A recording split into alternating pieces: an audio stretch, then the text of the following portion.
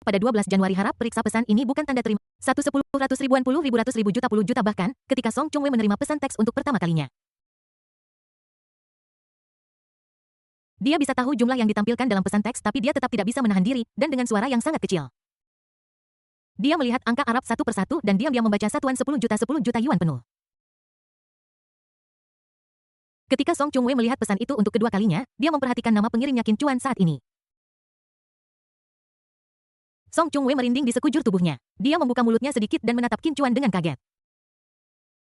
Tanpa sadar, dia melihat nomor telepon yang mengirim pesan tersebut. Periksa kembali apakah ini bukan lelucon. Nomor ini memang nomor resmi Bank Huaguo. Song Chungwei linglung. Baru pada saat inilah dia menyadari bahwa Qin Chuan tidak sedang bermain ponsel atau merendahkannya. Qin Chuan sedang mentransfer uang. Mentransfer 10 juta ke perusahaan orang-orang lain di ruangan itu melihat bahwa Song Chungwei memiliki ekspresi aneh dan ada sesuatu yang salah sehingga mereka bertanya. Haruyuki-are, kamu baik-baik saja? Apa yang salah? Apakah terjadi sesuatu di rumah? Semua orang berbicara dengan jelas. Namun bagi Song Chungwei, itu terdengar seperti suara berdengung seperti tinnitus. Dia benar-benar tidak bisa membayangkan bahwa Qin Chuan membutuhkan waktu kurang dari 3 menit sejak dia memasuki ruangan hingga dia duduk. Dan dia hanya mengobrol beberapa kata. Qin Guoming hanya meminta uang dengan cara yang dangkal. Qin Chuan mentransfer 10 juta ke rekening perusahaan tanpa reservasi. Song Chungwei belum pernah melihat operasi semacam ini dalam hidupnya. Drama TV saja tidak bertindak seperti ini. Qin Guoming melihat Song Chungwei tampak tidak sehat dan bertanya, ada apa dengan Kak Song? Kamu tampak sangat tidak bahagia. Song Chungwei sendiri tidak dapat menggambarkannya dengan kata-kata. Dia hanya bisa mengangkat tangannya dan menunjukkan ponselnya di depan semua orang. Semua orang mendekat untuk melihat. Detik berikutnya, di kantor direktur pabrik, terdengar suara orang menarik napas dingin. Ini. T-Sister Song Thesis transfer ini nyata, transferer Qin Chuan, Xiao Chuan Yu mentransfer 10 juta ke rekening perusahaan. Xiao Chuan, dari mana kamu mendapatkan uang sebanyak ini? Ini 10 juta. Pertanyaan semua orang datang seperti gelombang pasang yang dahsyat. Qin Chuan dan Song Chungwei tidak tahu pertanyaan siapa yang harus dijawab terlebih dahulu. Song Chungwei menjawab dengan gemetar. Uangnya memang milik Xiao Chuan. Dia benar-benar mentransfer 10 juta ke rekening perusahaan. Informasi ini dikirim oleh Bank Huaguo resmi, ini pasti tidak palsu. Setelah mengatakan itu, Song Chungwei dengan cepat membuka aplikasi Bank Huaguo di bawah tatapan semua orang, dia mengeklik untuk memeriksa saldo rekening perusahaan. Lihat saja, pada saat ini saldo di rekening perusahaan pabrik garmen Meite adalah RMB 13.858.645,09. Setelah melihat saldo, kantor menjadi sunyi. Semua orang memandang Qin Chuan dengan emosi campur aduk di mata mereka. Setelah sedikit berpikir, semua orang menebak dari mana uang Qin Chuan berasal.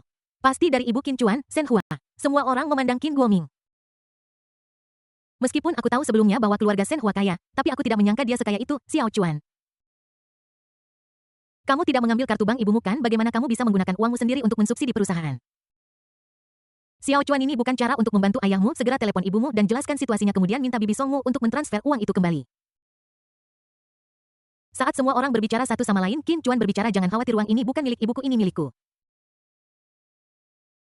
Aku menggunakan uang ini untuk membantu pabrik ayahku melewati masa-masa sulit. Ini seharusnya tidak melanggar hukum, kan? Nada bicara Qin Chuan terdengar santai. Dan dia tidak terlihat seperti baru saja membayar 10 juta. Tetapi tidak ada seorang pun di tempat kejadian yang menanggapi perkataan Qin Chuan dengan serius. Bagaimana bisa seorang mahasiswa tahun kedua memiliki 10 juta yuan? Melihat bahwa mereka tidak dapat membujuk Qin Chuan, semua orang beralih untuk berbicara tentang Qin Guoming, direktur. Tolong telepon kakak ipar saya segera atau dia mungkin menelepon polisi ya direktur, jangan biarkan kakak ipar saya salah paham. Hei, ini kesalahan besar. Persuasi semua orang tidak membuat Qin Guoming merasakan keseriusan situasi ini. Dia melambaikan tangannya dan berkata, karena ini niat baik putraku, mari kita terima saja. Adapun istriku, aku akan menjelaskannya sendiri kepadanya.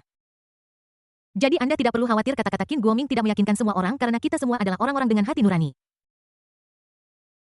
Meskipun semua orang berharap pabrik dapat terus berkembang dan menjadi lebih besar dan kuat, tetapi ide ini didasarkan pada melakukan bisnis dengan baik. Biarkan Qin Guoming menghabiskan uang dengan gila-gilaan di pabrik dan kemudian keluarganya akan bangkrut. Semua orang tidak dapat menerima tindakan seperti itu. Qin Chuan melihat nasihat yang diberikan oleh orang-orang di depannya. Dia benar-benar ingin mengatakannya. Awalnya, saya berencana untuk mentransfer 100 juta yuan ke pabrik dan membiarkan ayah saya membelanjakannya perlahan. Setelah kehilangan 100 juta, saya akan mentransfer 100 juta lagi. Pokoknya, 100 juta setahun, sampai ayah saya tidak bisa bekerja lagi. Sebenarnya tidak banyak uang, tapi tepat ketika saya akan memasuki nol terakhir. Namun Song Chungwei mengatakan bahwa pabrik itu hanya membutuhkan 10 juta untuk menyelesaikan masalah. Qin Chuan memberikan 10 juta sesuai permintaan pihak lain. Dia berpikir bahwa jika dia memberi mereka 100 juta maka orang-orang ini mungkin akan menjadi gila sebagai akibatnya disangka 10 juta ditransfer. Mereka juga sangat panik, jangan khawatir, ibuku dan aku sudah membahas uang ini. Seluruh keluarga kami mendukung ayah saya dalam menjalankan pabrik garmen Meite dengan baik. Disinilah kenangan keluarga kami tumbuh, jadi kami semua berharap pabrik garmen Meite akan menjadi pabrik berusia seabad. Kata-kata Qin Chuan begitu tulus sehingga semua orang merasa terharu. Qin Chuan berkata kepada ayahnya, "Ayah, karena kamu tidak ingin bekerja sama dengan perusahaan pakaian Fuxiang, maka kita tidak akan bekerja sama dengan mereka. Sekarang kita punya 10 juta. Kamu bisa melakukannya dengan berani." Qin Guoming memeluk putranya dan melompat sambil tersenyum. Dia tahu bahwa 10 juta itu sama seperti $1 yang dia berikan kepada putranya ketika dia masih kecil. Namun, semua orang di tempat kejadian memiliki perasaan campur aduk. Ayah dan anak itu mencoba segala cara untuk menghindari kerjasama dengan perusahaan Fuxiang. Namun, perilaku seperti itu hanyalah solusi sementara dan bukan solusi jangka panjang. Tiba-tiba Li Yunkai dari Departemen Pemasaran Pabrik Garmen Meite bergetar bab 1124 pesanan 3 juta. Li Yunkai mengangkat teleponnya dan melihat orang yang menelepon adalah bos sebuah perusahaan yang memiliki hubungan kerjasama dengan pabrik. Pihak lain mengirim pesan suara 60 detik ke Li Yunkai. Li Yunkai mengklik konversi suara ke teks tapi sebelum konversi suara selesai, wajahnya berubah drastis, kemudian dia segera mengeklik panggilan suara dan mulai mendengarkan. Setelah mendengar pesan suara itu Li Yunkai merasa cemas dan kesal, dia mengangkat tinjunya tanpa sadarmu menghancurkan sesuatu untuk melampiaskan amarahnya. Tetapi akal masih mengendalikan emosinya. Qin Guoming bertanya ketika dia melihat perilaku abnormal Li Yunkai. "Yunkai, ada apa-apa yang terjadi?" Li Yunkai menarik napas dalam-dalam menenangkan diri lalu berbicara. Direktur Cheo Ante Sports mengatakan bahwa mereka tidak akan lagi bekerja sama dengan pabrik kami untuk pakaian kebugaran musim depan. Ketika Li Yunkai mengatakan ini, semua orang di antara hadirin terkejut. Mengapa? Kami bekerja sama dengan baik dengan Ante Sports, mengapa mereka tiba-tiba tidak bekerja sama? Lao Lidit, kamu gagal menghibur mereka dengan baik. Aku sudah bilang jangan terlalu serius. Jika 798, ya 798. Jika sangkit, ya sangka. Meskipun jumlah latihan Ante tidak terlalu besar, tetapi stabil. Itu dapat menghasilkan lebih dari 500.000 yuan dalam pendapatan ke pabrik setiap bulan. Jika kita tidak bekerja sama, pabrik kita akan menderita kerugian besar. Semua orang sangat bingung dengan tindakan Ante Sports. Li Yunkai memegang telepon menjertakkan giginya dan berpikir sejenak. Dia menelepon CEO Ante Sports saat itu juga. "Halo, Tuan Liao. Begini, saya baru saja menerima pesan Anda. Saya ingin tahu apakah ada kesalahpahaman di antara kita. Saya bisa segera pergi ke perusahaan Anda dan menjelaskannya kepada Anda secara langsung." "Begitukah? Saya mengerti, Tuan Liao, saya mengerti." Setelah bertukar sapa sebentar, Li Yunkai menutup telepon. Semua orang menatapnya dengan penuh harap. "Li Tua, apa kata Tuan Liao?" Li Yunkai menghela napas dan berkata. Tuan Liao berkata bahwa Fuxiang telah berinvestasi di Ante Sports. Mulai sekarang, Fuxiang akan menjadi pemegang saham utama Ante Sports. Fuxiang mensyaratkan bahwa di masa depan, pabrik OEM Ante Sports harus memiliki kualifikasi sertifikasi Fuxiang. Ketika semua orang mendengar ini, mereka semua terkejut. Fuxiang telah berinvestasi di Ante Sports. Mengapa tidak ada berita sebelumnya? Bukankah laju ekspansi mereka terlalu cepat? Meskipun Ante Sports bukan merek besar untuk menjadi pemegang saham utama, Anda membutuhkan setidaknya puluhan juta dolar. Sebelum semua orang selesai berdiskusi, Li Yunkai menerima 2 pesan lagi. Dia membuka ponselnya dan hampir terkena serangan jantung. Kedua pesan itu berasal dari pelanggan pabrik garmen Meite. Seperti Ante Sports, mereka berhenti bekerja sama dengan pabrik pakaian Meite setelah kerja sama ini. Di depan semua orang, Li Yunkai menelepon CEO kedua perusahaan tersebut. Alasan yang diberikan pihak lain sama dengan yang diberikan oleh Tuan Liao dari Ante Sports, perusahaannya diinvestasikan oleh perusahaan pakaian Fuxiang. Setelah pihak lain mengakuisisi saham, mereka mengirimkan manual SOP perusahaan ke perusahaan. Hal ini menetapkan bahwa pemasok perusahaan harus disertifikasi oleh perusahaan garmen Fuxiang sebelum kerjasama dapat dilakukan. Apakah orang-orang ini gila? Setiap perusahaan ingin Fuxiang berinvestasi di dalamnya. Fuxiang akan go public tahun depan dan pasti telah memberikan saham awal ini sebagai alat tawar-menawar. Mereka ingin membawa semua perusahaan merek pakaian dan olahraga di kota Jiangning ke wilayah mereka sendiri. Setelah perusahaan Fuxiang berinvestasi di perusahaan-perusahaan ini, ukuran mereka menjadi lebih besar dan nilai pasar mereka setelah pencatatan harus dinaikkan. Kualifikasi sertifikasi Fuxiang hanyalah sebuah alasan mereka melakukan ini untuk mengendalikan pasokan barang hanya dalam beberapa menit. Pabrik garmen Meite kehilangan 3 pelanggan. 3 pelanggan ini dapat menghasilkan sekitar 3 juta pesanan ke pabrik setiap bulan. Sementara semua orang mengagumi kekuatan perusahaan Fuxiang, mereka juga berpikir jika kita bekerja sama dengan perusahaan garmen Fuxiang, kita pasti akan bisa lulus sertifikasi perusahaan mereka ya. Setelah sertifikasi, ketiga pelanggan ini akan menjadi milik kita lagi. Hanya saja ada perusahaan Fuxiang tambahan di tengah yang sebenarnya bisa diterima. Baru saja Qin Guoming bersorak bahwa dia tidak harus bekerja sama dengan perusahaan Fuchs yang sekarang pukulan kenyataan telah membawanya kembali ke bentuk aslinya. Awalnya kami memutuskan untuk tidak bekerja sama dengan Fuxiang karena kami kehilangan pesanan senilai 5 juta. Jika kami tidak bekerja sama sekarang, kami akan kehilangan 8 juta pesanan. Semuanya, lihat aku dan aku lihat kamu, akhirnya semua orang menatap Qin Guoming. Jika dia tidak bekerja sama dengan perusahaan Fuxiang, 10 juta yang baru saja ditransfer Qin Chuan mungkin tidak akan bertahan bahkan setengah tahun. Kenyataannya mendorong pabrik garmen Meite ke ambang kerjasama langkah demi langkah, membuat Qin Guoming tidak punya ruang untuk kata-kata perlawanan lagi. Wajah Qin Guoming berubah, tapi dia masih tidak melepaskannya. Dia hanya menatap putranya dengan hati-hati, menunggu putranya berbicara. Semua orang mengalihkan pandangan mereka ke Qin Chuan. Dia masih tampak acuh tak acuh dan tampak santai. Qin Chuan melihat bahwa semua orang menatapnya dengan raut kesedihan di wajah semua orang, dan dia berbicara dengan nada santai. Hanya 3 klien kecil. Tidak ada yang serius, semua orang hanya bisa menggambarkan penampilan Qin Chuan sebagai kekecewaan. Diskusi yang baru saja kita lakukan sebenarnya adalah untuk menjelaskan kepentingan yang terlibat kepada ayah dan anak sekarang perusahaan pakaian Fuxiang tumbuh semakin besar.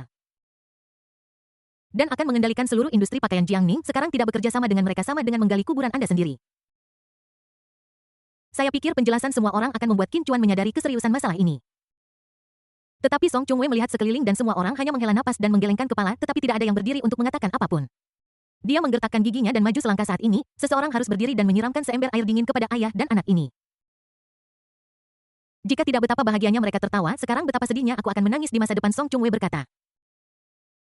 10 juta Xiao Chuanyur dapat menyelesaikan kesulitan pabrik garmen tahun ini. Tetapi pabrik garmen harus melakukan perubahan. Kita perlu mengupayakan pesanan yang lebih besar. Hanya dengan cara ini pabrik garmen kita dapat menjadi lebih besar dan lebih kuat serta memiliki model laba yang sehat. Jika tidak, jika ada gangguan atau masalah, pabrik garmen kita akan jatuh ke dalam situasi kehabisan modal lagi. Kata-kata Song Chungwei menyebabkan semua orang mengangguk setuju. Ya, seorang pandai besi harus kuat sendiri. 10 juta dapat memberi kita ruang untuk bernapas. Tetapi seperti yang terjadi sekarang, pabrik garmen Meite hanya akan menghadapi semakin banyak kesulitan. Kita harus inovatif dan memiliki pesanan dan bisnis. Kalau tidak, apa yang akan kita lakukan tahun depan? Yang sudah menghela napas, berjalan maju, meletakkan tangannya di bahu Qin Chuan, dan berbicara dengan sungguh-sungguh. Xiao Chuan, aku tidak bermaksud ikut campur. Kamu hanya perlu mengerti bahwa di industri pakaian Jiangning, perusahaan Fuxiang adalah pemimpinnya. Siapapun yang ingin hidup bisa hidup, dan siapapun yang ingin mati pasti tidak akan bisa bertahan di industri ini. Bab 1125 sebuah bengkel kecil dengan skala 2 miliar Xiao Chuan, aku tahu keluarga ibumu kaya tapi uang seharusnya tidak dihabiskan dengan cara ini. Pabrik garmen tidak dapat bertahan hidup dengan hanya mengandalkan keluarga Anda untuk memberikan transfusi darah, tidak peduli seberapa kaya keluarga kakek Anda. Mereka dapat mendukung pabrik garmen kita selama 1 atau 2 tahun, tetapi bagaimana dengan 3 tahun, bagaimana dengan setelah 4 atau 5 tahun? Membayar 10 juta setiap tahun bukanlah solusi untuk masalah ini. Selain itu, situasinya telah berubah. Jika pasar pakaian di Jiangning diintegrasikan oleh Fuxiang Company dan kita berselisih dengan Fuxiang, pabrik kita akan menghadapi situasi di mana tidak akan ada pesanan. Biaya untuk mempertahankan operasi dasar pabrik pakaian setiap tahun tidak akan mencapai 10 juta. Setelah Song Chungwei mengatakan ini, semua orang mengangguk setuju. Ya, Xiao Chuan, sekarang bukan waktunya untuk bertindak gegabah. Faktanya, ada manfaat lain dari bekerja sama dengan perusahaan garmen Fuxiang. Kita dapat menggunakan mereka untuk mempromosikan reputasi pabrik di luar kota Jiangning dan provinsi. Ya, pada saat itu, ketika pabrik garmen Meite telah terkenal di provinsi lain dan memiliki pesanan dari provinsi lain, kita dapat berhenti bekerja sama dengan Fuxiang. Melihat semua orang berbicara dengan Qin Chuan satu demi satu. Hampir menggunakan cara mereka membujuk seorang anak untuk berunding dengannya, tetapi meskipun semua orang berbicara sampai mulut mereka kering, Qin Chuan tetap tidak tergerak. Ketika semua orang tidak bisa berkata apa-apa, Qin Chuan berbicara, dalam perjalanan ke sini saya bertemu ayah dan anak dari perusahaan Fuxiang yang Anda sebutkan. Saya memiliki kesan yang sangat buruk tentang mereka. Perusahaan bengkel kecil yang bekerja sama dengan mereka tidak akan membawa banyak peningkatan pada pabrik garmen Meite kami. Sebaliknya, itu akan menurunkan nada pabrik garmen Meite kita. Semua orang sedikit mengernyit. Nada seperti apa yang diinginkan oleh pabrik garmen? Bekerja sama dengan Fuxiang tidak ada gunanya. Xiao Chuan, kamu tidak mendengarkan apa yang dikatakan pamanmu barusan. Fuxiang adalah bengkel kecil. Xiao Chuan, kamu tidak terlalu mengenal mereka. Fuxiang Clothing Company adalah perusahaan pakaian terbesar di kota Jiangning. Tidak hanya mengintegrasikan merek pakaian di provinsi tersebut, tetapi juga bekerja sama dengan banyak perusahaan di provinsi lain. Perusahaan garmen Fuxiang diperkirakan akan go public tahun depan. Dan pada saat itu akan menjadi perusahaan terbuka. Nilai pasarnya setelah pencatatan diperkirakan mencapai 1 miliar. Jika sekarang membeli saham di mana-mana, itu mungkin mencapai 2 miliar. Bekerja sama dengan mereka tentu bermanfaat bagi pabrik garmen kita. Xiao Chuan Yu dan ayahmu harus memikirkan ini dengan cermat. Yang sudah berbicara dengan sungguh-sungguh kepada Qin Chuan lagi. Xiao Chuan, Paman tahu temperamenmu, jadi aku akan menangani detail koneksi dan negosiasi dengan perusahaan garmen Fuxiang. Anda hanya perlu membuat keputusan akhir dan bekerja sama dengan mereka. Saya berjanji tidak akan membiarkan Anda memiliki kontak dengan Tuan Zhu dan putranya secara langsung. Xiao Chuan, bagaimana pendapatmu tentang proposal saya? Proposal yang sudah bisa dibilang sangat tulus. Karena Anda dan putra Anda tidak saling menyukai, biarkan orang lain mengambil alih. Tidak masalah jika Anda tidak bertemu setelah go public. Nilainya masih hanya 1 miliar setelah berinvestasi banyak untuk memperluas aset tetap, nilainya hanya 2 miliar itu saja. Qin Chuan hanya mengucapkan beberapa patah kata sederhana dengan ekspresi jijik di wajahnya. Semua orang tercengang, mereka telah menyaksikan Qin Chuan tumbuh dewasa sejak dia masih kecil. Mereka menyadari karakter pemberontak Qin Chuan memiliki sikap yang sangat bangga ketika dia masih di sekolah. Namun, pada saat itu dia memiliki kinerja akademik yang sangat baik untuk mendukungnya. Tapi sekarang dia berbisnis, kepercayaan diri apa yang dia miliki? Alasan apa yang dia miliki untuk bangga? Alasan apa yang dia miliki untuk menjadi begitu sombong? Mungkinkah keluarga kakek saya kaya? Namun, tidak peduli seberapa kaya seseorang, dia tidak akan mengucapkan kata-kata menghina seperti itu ketika menghadapi perusahaan dengan skala 2 miliar, kan? Sebagai tetua, semua orang ingin mengatakan sesuatu. Mereka merasa bahwa kata-kata mereka tidak dimaksudkan untuk memberi pelajaran kepada Qin Chuan, tetapi demi kebaikannya sendiri untuk mengingatkannya. Ini untuk membantunya menghindari jebakan di jalan hidupnya. Tapi Qin Chuan tidak memberi orang-orang ini kesempatan. Dia berkata, pabrik garmen Meite memiliki banyak masalah. Skalanya kecil dan memiliki model keuntungan tunggal. Kami hanya melakukan pemrosesan garmen yang paling dasar. Di bawah model ini, pabrik garmen Meite kami hanya dapat bekerja untuk orang lain selama sisa hidup kami. Dan hanya dapat berbisnis dengan keuntungan kecil dan perputaran cepat. Keuntungan kecil tetapi perputaran cepat mungkin tampak seperti istilah positif. Tetapi ketika digunakan untuk pabrik garmen Meite, itu adalah istilah negatif. Itu berarti pabrik garmen Meite hanya bisa menjadi bengkel kecil selamanya dan tidak memiliki kesempatan untuk menjadi lebih besar. Jika kita ingin memperluas pabrik garmen Meite, kita harus mengubah pemikiran kita dan mengubah pola pikir kita. Tapi ketika saya mengatakan perubahan pemikiran, perubahan pola pikir, saya tidak bermaksud bekerja sama dengan perusahaan pakaian Fuxiang. Sebaliknya, kita seharusnya tidak hanya menjadi pabrik pakaian. Kita juga harus mendirikan perusahaan pakaian dan membangun merek kita sendiri. Dengan nilai tambah merek kita sendiri, laba kotor dan laba pabrik kita akan lebih tinggi. Begitu Qin Chuan mulai berbicara, semua orang tercengang. Namun setelah mendengarkan semuanya, semua orang langsung sadar. Jadi begitu dia selesai berbicara, semua orang di tempat kejadian langsung mulai membantah Xiao Chuan Yu, Anda tidak mengerti betapa sulitnya membangun merek. Diperkirakan secara konservatif ada puluhan ribu merek pakaian di Cina. Dan ratusan merek bangkrut setiap hari. Pabrik garmen Meite kami adalah pabrik kecil dengan 300 karyawan. Sulit bagi kita untuk bertahan hidup. Bagaimana kita bisa bersaing dengan pabrik-pabrik besar dengan puluhan ribu orang? Ya, jangan bicara tentang merek pakaian kasual. Mari kita bicara tentang merek olahraga. China sudah memiliki Tata, Ning dan Ke. Mereka telah bekerja di industri ini selama beberapa dekade. Kita tidak bisa mengalahkan mereka. Xiao Chuan, membangun merek tidak sesederhana yang kamu pikirkan. Publisitas dan promosi awal saja akan menelan banyak uang meskipun Anda mentransfer 10 juta ke pabrik. 10 juta ini tidak cukup untuk membangun merek baru. Semua orang menjelaskan situasinya kepada Qin Chuan satu demi satu. Namun saat ini Qin Chuan menunduk dan memainkan ponselnya. Song Chungwei berkata setelah melihat ini. Xiao Chuan, berhenti mentransfer uang ke perusahaan. Jika arahnya salah, semua usahamu akan menjadi lubang tanpa dasar. Yang lain kemudian menyadari bahwa Qin Chuan sepertinya mentransfer uang ke perusahaan lagi. Jadi semua orang berkumpul untuk membujuknya, Xiao Chuan. Tidak semudah itu untuk membangun merek. Direktur, mohon bujuk Xiao Chuan agar tidak terlalu impulsif. Qin Chuan tidak mengatakan apa-apa dan berkonsentrasi mengoperasikan teleponnya. Dia berbicara hanya setelah operasi selesai. Saya tidak berbicara tentang merek olahraga atau merek fashion. Saya berbicara tentang bidang kosong di Tiongkok. Tidak ada perusahaan di Tiongkok yang membuat pencapaian di bidang ini. Ketika semua orang mendengar ini, mereka semua diam.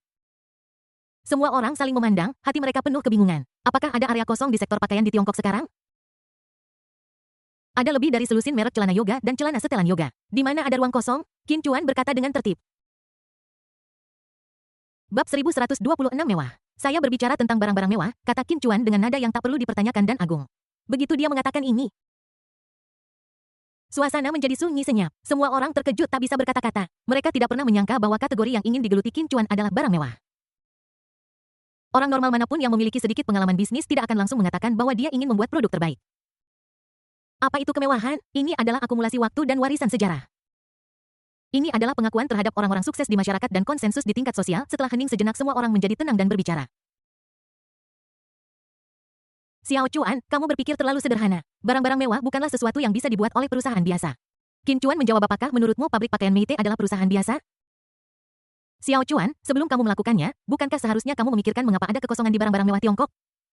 Mengapa orang Tiongkok tidak terjun ke kategori barang mewah? Qin Chuan menjawab, jika tidak ada orang lain yang melakukannya, maka kita tidak bisa melakukannya. Mengapa kita tidak bisa menjadi yang pertama mencobanya, Xiao Chuan? Merek barang mewah apapun dimulai dari bengkel kecil. Tidak ada merek yang bisa langsung menjadi produk mewah. Qin Chuan menjawab, bukankah Apple mengiklankan dirinya sebagai produk mewah sejak awal? Jika mereka bisa melakukannya, mengapa kita tidak bisa? Apakah kita orang Cina lebih buruk dari orang Amerika? Mengapa tidak ada yang mengerjakan kategori ini adalah karena ambang batasnya terlalu tinggi dan tingkat kegagalannya mendekati 100. Qin Chuan menjawab, jika kita tidak melakukannya karena ambang batasnya terlalu tinggi tidak akan pernah ada inovasi di dunia ini. Produk mewah tidak hanya membutuhkan waktu, tetapi juga pemasaran, biaya pemasaran dan publisitas merek mewah sangat besar. Sejujurnya Xiao Chuan, aku khawatir bahkan jika keluarga kakekmu berusaha sekuat tenaga, itu akan sedikit sulit. Qin Chuan menjawab, menurut apa yang Anda katakan, selama kita menginvestasikan uang, kita bisa mewujudkannya, maka kita pasti akan berhasil. Meskipun tidak satu pun dari mereka yang pernah bekerja di industri barang mewah, mereka semua berada di industri yang sama. Saya memiliki konsep dan pemahaman tertentu tentang barang-barang mewah. Semua orang mengepung dan menghalangi Qin Chuan, tetapi Qin Chuan membantah kata-kata mereka satu persatu. Untuk sesaat, suasana di ruangan itu sangat canggung. Song Chungwei dengan cepat menyela dan berkata, mari kita kembali ke topik profitabilitas.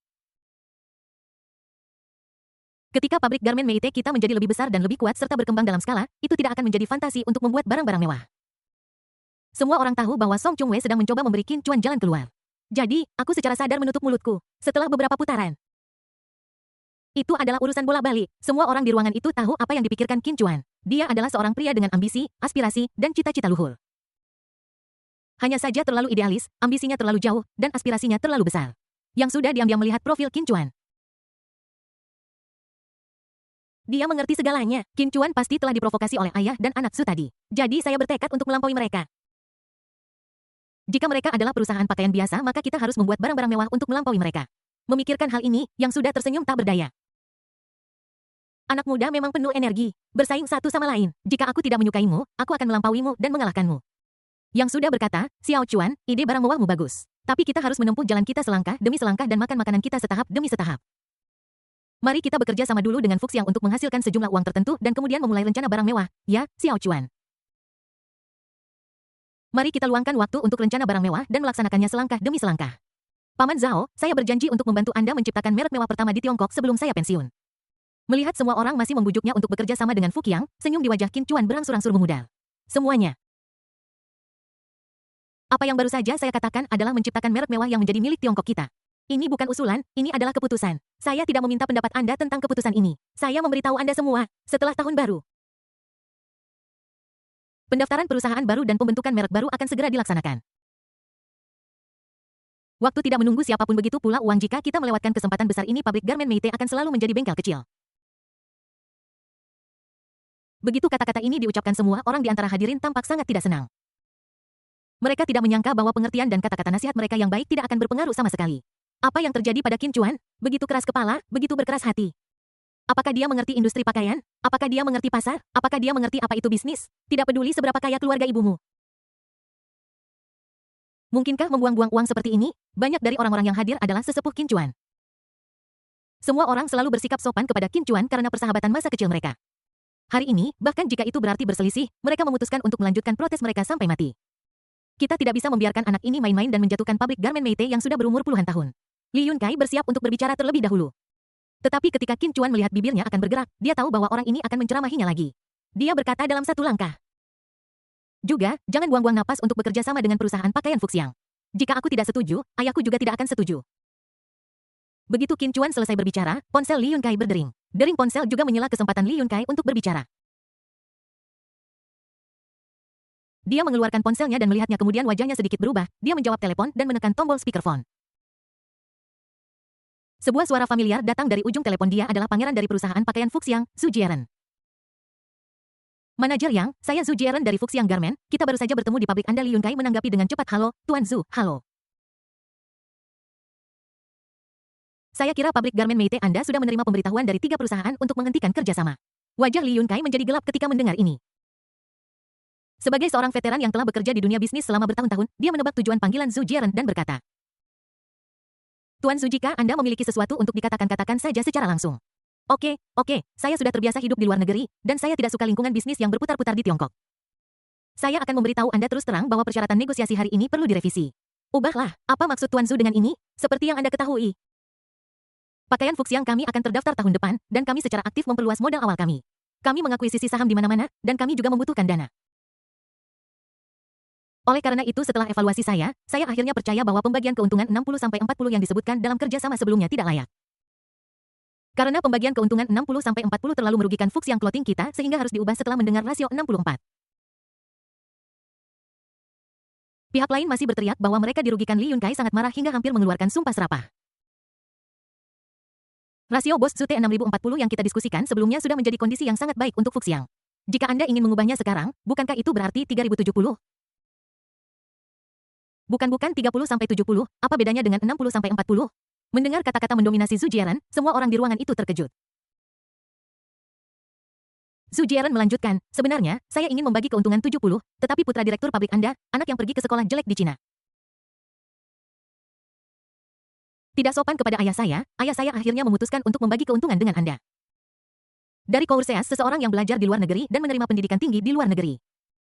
Saya memiliki hati yang penuh kasih yang memicu bahwa pabrik pakaian Meite Anda berkinerja baik selama periode kerjasama dan melewati masa percobaan 3 tahun kami. Setelah 3 tahun, saya pribadi akan melakukan penilaian terhadap pabrik garmen Anda. Jika penilaiannya lulus, saya akan membuat keputusan untuk meningkatkan kerjasama. Dan Anda akan memiliki kesempatan untuk mendapatkan kontrak baru dengan diskon 70. Klik-klik-klik di kantor direktur pabrik. Tak terhitung jumlahnya orang mengepalkan tangan mereka sendi jari terus mengeluarkan suara berderak. Semua orang sangat terkesan dengan popularitas Su Jie. Sombong dan tidak dapat diterima, dia hanya menghina pabrik garmen Meite. Li Yunkai menahan amarahnya dan berkata, Bos Su. Bukankah kau bertindak terlalu jauh? Kau mencoba membuat pabrik garmen Meite kami mati. Manajer yang mungkin tidak kuliah, mungkin kamu hanya punya ijazah SD atau SMP. Kenapa kamu bahkan tidak tahu aturan dasar bisnis? Biar aku ajari kamu, dunia ini adalah dunia di mana yang kuat memangsa yang lemah. Kami, Wei Fuxiang, adalah singa di puncak rantai makanan dan pabrik garmen Meite Anda adalah kelinci di dasar rantai makanan. Berapa lama Anda dapat bertahan hidup sepenuhnya bergantung pada keinginan Fuxiang. Sejujurnya, kami Fuxiang akan berinvestasi atau mengakuisisi perusahaan yang bekerja sama dengan Anda. Saya tidak perlu mengatakan lebih banyak tentang apa yang akan terjadi kemudian. Bab 1127 Raja Mesin Litografi. Li Yunkai menggigit bibirnya dan gemetar karena marah. Tetapi dia tidak berani mengucapkan kata-kata kasar sekalipun. Manajer yang apakah kamu masih mendengarkan suara sinis? Zhu Jiaran hampir membuat Li Yunkai terkena serangan jantung. Manajer yang waktu tidak menunggu siapapun. Semakin lama kamu membalas saya, semakin ketat kondisi kerja sama pabrik garmen Meite Anda. Saya akan memberi Anda 30 menit untuk memberi saya balasan. Li Yunkai sedang memikirkan bagaimana memulai percakapan. Qin Chuan datang menghampiri, mengulurkan jarinya dan mengklik tombol merah tutup telepon di layar. Tiba-tiba ponsel Li Yunkai kembali ke layar beranda. Tindakan Qin Chuan mengejutkan Li Yunkai. Ogawayu, apa yang sedang kamu lakukan? Untungnya Li Yunkai menemukan bahwa Zhu Jiaran mengakhiri panggilan sebelum Qin Chuan menutup telepon. Jika tidak, hubungan antara kedua pihak akan berada pada titik di mana tidak akan ada jalan keluar. Tetapi orang lain di tempat kejadian tidak tahu tentang ini. Mereka hanya berpikir bahwa Qin Chuan menutup telepon dengan Tuan Zhu. Mereka terkejut dan marah. Xiao Chuan, bagaimana kamu bisa menutup telepon dengan Tuan Xiao Zhu? Jika kamu melakukan ini, kamu akan menyinggung Tuan Xiao Zhu yang berbicara untuk kita. Apa yang terjadi pada kalian di bawah tadi sampai membuat Tuan Zhu menargetkan kalian seperti ini? Xiao Chuan, Yu harus segera menelepon Tuan Zhu dan berbicara baik-baik dengannya. Dalam bisnis, harmoni membawa kekayaan. Ada nada keluhan dalam setiap perkataan mereka. Ekspresi Qin Chuan tiba-tiba berubah dan dia berkata dengan suara dingin. Apa kau sudah melupakan semua yang baru saja kukatakan? Buang-buang waktu saja mengatakan satu kata lagi kepada pecundang seperti ini. Qin Chuan tiba-tiba bertanya dengan suara dingin menyebabkan semua orang yang hadir berkeringat dingin. Mereka belum pernah melihat Qin Chuan seperti ini sebelumnya. Meskipun Qin Chuan selalu sangat arogan, tetapi dia belum pernah seperti sekarang dengan keagungan dan dominasi terungkap dalam kata-katanya. Aura Qin Chuan mengejutkan banyak orang tua dari pabrik garmen dan membuat mereka tidak berani mendongak dan menatapnya. Tidak ada yang menyangka bahwa sikap tegas Qin Chuan bahkan lebih baik daripada ayahnya, Qin Guoming. Meskipun mereka takut pada Qin Chuan, semua orang memiliki keraguan di hati mereka. Semua orang berkomunikasi dengan kontak mata. Apa yang harus saya lakukan? Ayahnya keras kepala, putranya bahkan lebih keras kepala. Dia tidak punya pengalaman bisnis dan tidak punya pemahaman tentang situasi keseluruhan. Saya khawatir pabrik garmen Meite tidak akan bertahan tahun ini. Sungguh disayangkan, saya tidak menyangka akan menganggur di usia 50 tahun. Apa yang harus saya lakukan? Semua orang di tempat kejadian merasakan emosi yang campur aduk. Qin Guoming melihat bahwa sekelompok orang tua itu begitu kewalahan oleh aura Qin Chuan sehingga mereka bahkan tidak bisa mengangkat kepala mereka. Dia bergerak lebih dekat ke lagunya, dengan lembut menarik sudut pakaian Qin Chuan dan berbisik di telinganya. Mereka semua adalah paman dan bibi. Jadi tolong beri mereka hormat. Qin Chuan mendengar ini menarik napas dalam-dalam dan kemudian berbicara. Alasan mengapa Anda bersikeras untuk bekerja sama dengan Fuxiang adalah karena perintah yang mereka miliki tepat ketika semua orang mendengar ini, mereka mendongak. Seseorang bergumam ya, jika tidak ada perintah itu, siapa yang mau bekerja sama dengan Fuxiang? Tidak seorang pun yang begitu murahan untuk menjadi penjilat. Qin Chuan melanjutkan. Kami kehilangan begitu banyak pesanan dari Fuxiang, mengapa kami tidak mendapatkannya kembali di tempat lain? Xiao Chuan, jangan bicarakan tentang 3 pelanggan yang berubah pikiran pada menit-menit terakhir hari ini. Ambil saja pesanan 5 juta dari Fuxiang saja. Tidak ada pelanggan lain dengan jumlah ini di seluruh Jiangning. Jika tidak ada di Jiangning, maka keluar dan cari di Jiangning. Hei, Xiao Chuan, pesanan 5 juta tidak mudah didapatkan. Berapa banyak pakaian yang itu perusahaan mana yang tiba-tiba memiliki pesanan pakaian senilai 5 juta? Yak Xiao Chuan hanya perusahaan dan perusahaan besar yang bisa mendapatkan pesanan senilai 5 juta. Tetapi perusahaan besar telah merencanakan pembelian dan mereka harus menjalani penilaian ketat sebelum membeli. Pada akhirnya, dalam kebanyakan kasus, pesanan mereka akan diberikan ke pabrik garmen besar. Meskipun pabrik garmen Meite kami adalah salah satu yang terbaik di Jiangning. Itu hanya biasa-biasa saja di luar Jiangning. Setelah tekanan Qin Chuan sebelumnya, nada suara semua orang sekarang melunak. Saat itu, Li Yunkai dari Departemen Pemasaran Khusus Meter menerima telepon di ponselnya. Dia melihat nomor panggilan masuk di ponselnya dan melihat itu dari kota lain. Dia ragu-ragu, tidak tahu apakah akan menjawabnya. Melihat ini, Qin Chuan berkata, Paman, Li, jawablah. Li Yunkai ragu sejenak, tetapi tetap menjawab panggilan itu dan menekan tombol speakerphone. Halo, kata Li Yunkai sopan. Suara seorang pemuda datang dari ujung saluran telepon. Halo, saya Kang Huijun, ketua grup Huaxin. Ketika semua orang mendengarnya, mereka bertanya kepada grup Huaxin, grup apa ini? Sepertinya aku belum pernah mendengarnya. Meskipun Li Yunkai belum pernah mendengar nama perusahaan ini, tetapi karena pihak lain mengaku sebagai ketua, dia harus memperlakukannya dengan sopan. Li Yunkai berkata, halo, halo. Siapa namamu? Nama saya Kang Huijun. Tuan Kang, halo, Tuan Kang, halo. Setelah menyapa, Li Yunkai tidak tahu bagaimana memulai untuk sesaat karena dia tidak tahu apa yang pihak lain lakukan. Pada saat ini, Song Chungwei menyerahkan ponselnya. Di atas adalah informasi yang baru saja ditemukan di Baidu. Li Yunkai menyipitkan matanya dan melihat layar ponsel. Aku hanya melihatnya tertulis di ensiklopedia Baidu. Huaxin Group adalah produsen peralatan semikonduktor terbesar di dunia. Berkantor pusat di Kyoto, China, Huaxin Group menyediakan peralatan utama komprehensif terkemuka di dunia. Terutama mesin litografi. Huaxin Group adalah satu-satunya produsen di dunia yang dapat memproduksi mesin litografi 3 nanometer. Jadi grup Huaxin juga dikenal sebagai raja mesin litografi di dunia setelah membaca pengantar di ensiklopedia. Li Yunkai merasakan kulit kepalanya kesemutan. Orang-orang di rumah juga berkumpul untuk membaca pengantar di telepon. Setelah membaca pengantar, semua orang tertegun, produsen peralatan semikonduktor terbesar di dunia, raja mesin litografi. Saya mendengar bahwa mesin fotolitografi bernilai puluhan miliar, bagian dari perangkat dapat membeli seluruh pabrik kami. Setelah mengetahui identitas pihak lain, semua orang di tempat kejadian menjadi semakin bingung. Mengapa ketua kelompok yang begitu hebat memanggil saya? Li Yunkai bertanya dengan ketakutan dan gentar. Tuan Kang, saya kamu ini tahu orang penting macam apa yang sedang kamu hadapi? Lidah Li Yunkai mulai bergetar. Ini adalah sesuatu yang belum pernah terjadi sebelumnya ketika saya berbicara dengan ayah dan anak Zhu. Lagi pula ada perbedaan besar antara ayah dan anak Zhu dan ketua grup Huaxin. Kang Huijun tidak mendengar apa yang dikatakan Li Yunkai, dia hanya terus berbicara pada dirinya sendiri. Saya ingin memesan sejumlah pakaian dari pabrik garmen Anda sebagai pakaian kerja untuk grup Huaxin kami. Begitu kata-kata ini diucapkan, semua orang di tempat kejadian sangat bersemangat. Bagaimana mungkin ada bisnis yang datang ke pintu saya? Apalagi pihak A adalah produsen mesin litografi terkemuka di China. Li Yunkai terkejut dan segera mengambil kesempatan untuk mengatakan. Bab 1128 sebuah perusahaan dengan pendapatan tahunan 10 miliar dolar AS. Tidak masalah Tuan Kang Wei dapat memproduksi pakaian kerja apapun. Anda dapat memberitahu kami apa kebutuhan spesifik Anda dan kami akan melakukan yang terbaik untuk melakukannya. Harap tenang. Oke, Kang Huijun menjawab sambil tersenyum. Saya ingin tahu berapa banyak potong pakaian yang ingin dipesan oleh Tuan Kang. Kang Huijun di ujung telepon menggaruk kepalanya. Awalnya, permintaan pemesanan pakaian kerja dilakukan oleh Departemen Sumber Daya Manusia. Namun karena kejadian itu terjadi secara tiba-tiba, dia tidak punya waktu untuk bertanya kepada Departemen Sumber Daya Manusia sehingga dia menelepon sendiri. Jadi Kang Huijun sama sekali tidak tahu.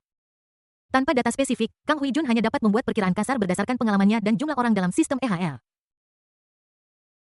Setelah beberapa saat, Kang Huijun berbicara, saya butuh sekitar 15.000 overall untuk batch pertama saya. Ketika Li Yunkai mendengar ini, pihak lain segera meminta 15.000 potong. Meskipun saya tidak tahu persyaratan spesifik pihak lain untuk pakaian kerja. Namun diperkirakan berdasarkan harga unit penjualan rata-rata pabrik garmen pembayaran untuk 15.000 pakaian kerja ini sekitar RMB 1. 5 juta menurut poin laba paling umum pabrik pakaian Meite dapat menghasilkan keuntungan sekitar 500. 000 angagi pesanan ini tampaknya tidak sebesar 5 juta pesanan Fuxiang Company. Namun, pendapatan ini tidak perlu dibagi masing-masing 60 dan 40. Jika Anda menghitung dengan cermat, Anda sebenarnya bisa mendapatkan lebih banyak daripada pesanan dari perusahaan Fuxiang. Banyak orang di tempat kejadian mendengar pihak lain membuka pesanan dan meminta 15 juta. Semua orang menyatukan tangan dan membungkuk ke arah langit-langit. Pesanan dari grup Huaxin adalah bantuan tepat waktu untuk pabrik garmen Meite. Li Yunkai berkata dengan gembira, "Terima kasih, Tuan Kang, terima kasih. Tuan Kang, terima kasih atas dukungan kuat Anda untuk pabrik garmen Meite kami. Sama-sama, nanti saya akan meminta Departemen SDM perusahaan untuk menghubungi Anda. Mereka akan memberi Anda persyaratan terperinci, serta metode pembayaran, metode pengiriman, del." Sikap pihak lain terhadap bisnis begitu lugas sehingga sulit dipercaya. 15.000 potong pakaian kerja bisnis senilai lebih dari 1 juta dan selesai hanya dalam 1 menit. Semua orang linglung. Hal yang sama berlaku untuk Li Yunkai. Dia ragu-ragu kemudian bertanya, "Bos Kang, saya punya pertanyaan yang saya tidak yakin apakah saya harus bertanya atau tidak." Kang Huijun berkata, "Tanya saja Bos Kang, bagaimana Anda tahu tentang pabrik garmen Meite kami? Mengapa Anda menelepon saya?" Pertanyaan Li Yunkai mengungkapkan pemikiran semua orang. Pabrik garmen Meite hanyalah pabrik garmen biasa di kota Jiangning. Tidak ada iklan di televisi. Kami belum pernah mengundang pembawa acara wanita dengan kaki panjang dan stoking hitam untuk melakukan siaran langsung di Douyin. Bagaimana sebuah perusahaan Kyoto menemukan jalannya melintasi separuh Tiongkok? Ini adalah pertanyaan di benak semua orang. Kang Jun tersenyum dan berkata, "Kamu tidak tahu, bukankah saudara keempat memberitahumu, si tua empat, siapa orang keempat, siapa Lao Si? Jiangning Lao Si, bukankah itu bos gangster yang ditembak mati lebih dari 10 tahun yang lalu?" Ketika semua orang bingung, Qin Chuan mengulurkan tangannya dan memberi isyarat kepada Li Yunkai untuk memberinya telepon. Li Yunkai tertegun. Dia tidak mengerti mengapa Qin Chuan menginginkan ponsel. Apakah Anda ingin merebut pujian dan menegosiasikannya sendiri? Dia hendak menolak ketika Qin Chuan berkata pelan, "Saya orang keempat yang dia sebutkan. Tuan Kang adalah teman sekamar saya." Kata-kata Qin Chuan membingungkan semua orang. Teman sekamar ketua grup Huaxin sebenarnya adalah seorang mahasiswa. Bos produsen peralatan semikonduktor terbesar di dunia adalah teman sekelasmu. Kamu bilang dia berumur 20 tahun sepertimu. Semua orang di tempat kejadian memandang Qin Chuan dengan tidak percaya. Ada ketidakpercayaan tertulis di wajah semua orang. Namun sikap Qin Chuan begitu tegas sehingga tidak bisa dipertanyakan. Li Yunkai menyerahkan telepon itu kepada Qin Chuan karena suatu alasan yang tidak diketahui. Qin Chuan mengambil telepon itu dan melanjutkan berbicara di speakerphone. "Oke, kakak ketiga, tidak lama setelah aku mengirimimu pesan. Kamu sudah membawa bisnis ke depan pintu. Tentu saja aku harus memperhatikan bisnis saudaraku. Tapi saya menelepon dengan terburu-buru dan belum menghubungi bagian SDM. Permintaan spesifiknya masih perlu ditentukan oleh bagian SDM. Bukankah 15.000 buah terlalu sedikit? Kalau tidak, haruskah saya memesan 10.000 atau 20.000 buah lagi?" "Tidak, tidak, pesan saja seperti biasa. Terima kasih atas pesanan Anda." "Hei, Lao Si, kita teman dekat, terlalu formal bagimu untuk berterima kasih padaku." Qin Chuan bertukar beberapa kata dengan Kang Huijun dan kemudian menutup telepon. Semua orang melihat dengan heran dan tercengang. Qin Chuan tidak hanya mengenal ketua grup Huaxin, tetapi juga membawa bisnis pihak lain sebuah pesanan senilai lebih dari 1 juta. Inilah hubungan antara saudara-saudara di asrama terlalu baik. Tidak ada yang meragukan bahwa Qin Chuan berbohong. Mereka telah memperhatikan Qin Chuan tumbuh sejak dia masih kecil dan mereka sangat mengenal kepribadiannya, dan mereka juga tahu karakter Qin Chuan luar dan dalam. Dia tidak bisa berbohong, dan dia bahkan tidak bersusah payah untuk berbohong. Setelah Qin Chuan menutup telepon, dia menyerahkan telepon itu kembali ke Li Yunkai. "Sudah kubilang. Pesanan 5 juta dari Fuxiang sama sekali tidak layak disebut." Saat telepon sedang berdering, telepon Li Yunkai berdering lagi. Ketika dia mendengar suara dering, tubuhnya bergidik tanpa sadar. Dia sekarang takut telepon berdering dan berharap mendengarnya.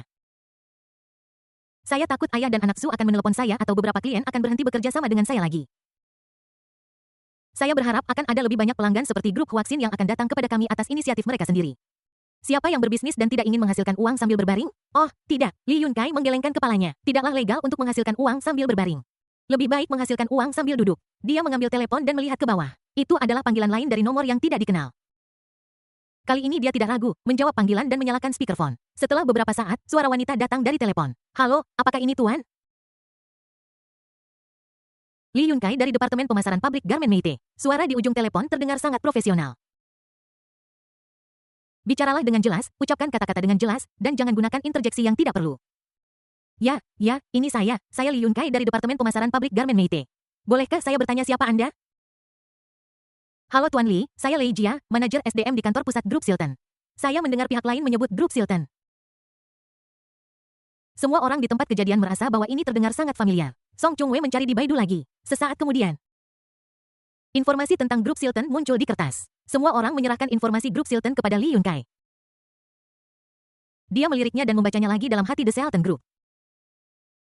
Perusahaan Fortune 500 adalah perusahaan multinasional besar dengan pendapatan tahunan US 10 miliar. Grup manajemen hotel terkenal internasional dengan 19 merek hotel dengan tingkatan berbeda.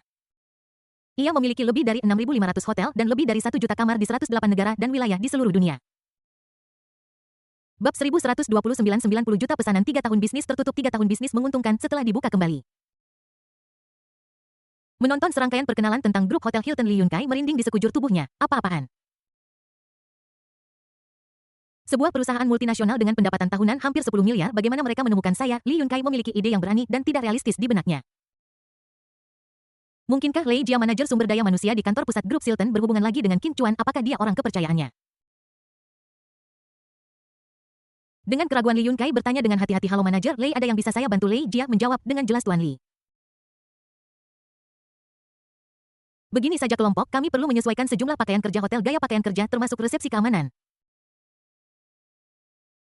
Kebersihan logistik dan posisi lainnya." Saya mendengar pihak lain langsung mengatakan bahwa dia ingin memesan pakaian kerja yang dibuat khusus. Semua orang di ruangan itu tersentak. Ini adalah perusahaan Fortune 500 yang memiliki lebih dari 6.500 hotel di 108 negara dan wilayah di seluruh dunia.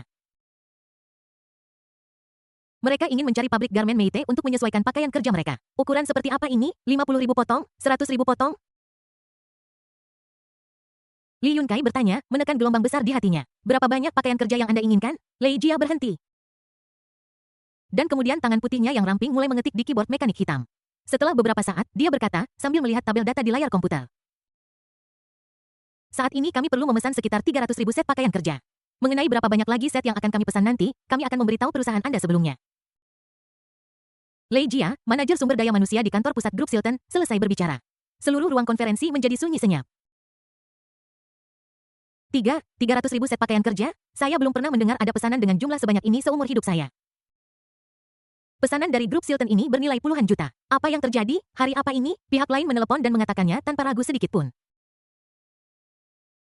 Betapa mengejutkannya, betapa terus terangnya dia. Melihat Li Yunkai tidak menanggapi, Lei Jia memanggil dengan lembut, "Tuan Li, Tuan Li."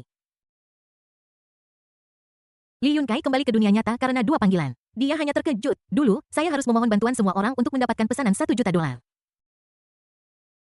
Sekarang Anda bisa duduk di rumah dan menghasilkan uang dari langit. Ini seperti mimpi. Tetapi meskipun Li Yunkai bersemangat, dia masih sangat bingung. Pihak lain datang dan memesan 300.000 set pakaian kerja tanpa menanyakan harganya. Ini benar-benar tidak normal, meskipun Li Yunkai bersemangat. Dia tidak kewalahan oleh kegembiraan. 300.000 set pakaian kerja adalah jumlah yang banyak. Tetapi jika pihak lain menetapkan persyaratan yang berat, contohnya, jika barang tidak dapat dikirim dalam waktu 1 bulan, sejumlah besar penalti akan dibayarkan. Banyak pabrik menderita kerugian seperti ini.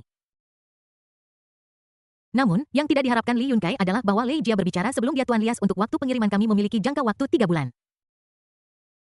Dan kami hanya perlu mengirimkan 100.000 set per bulan jika pabrik garmen Meite mengalami keadaan khusus dan tidak dapat mengirimkan tepat waktu.